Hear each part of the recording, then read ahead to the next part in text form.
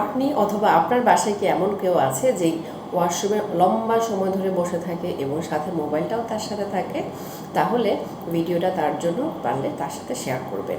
যেটা হয়, আমরা যদি লম্বা সময় ধরে বাথরুমে বসে থাকি তাহলে আমাদের রেকটাল যে ভেইন আছে সেটাতে কি হয়, অনেক বেশি প্রেশার পড়ে, যেটা পাইলসের রিস্ক বাড়িয়ে দেয়।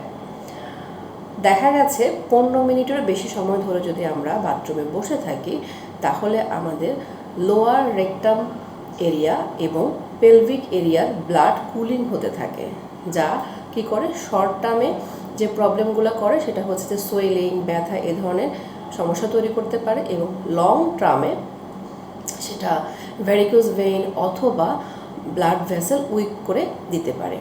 তো সচেতন হওয়াটা খুবই জরুরি।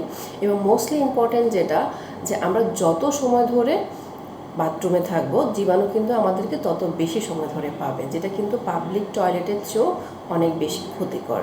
তো আমরা তো ওয়াশরুমের সব কাজ শেষ করে আমাদের হাত ভালো করে হ্যান্ড ওয়াশ দিয়ে ওয়াশ করে ফেলি, কিন্তু আমরা কি মোবাইল ওয়াশ করি?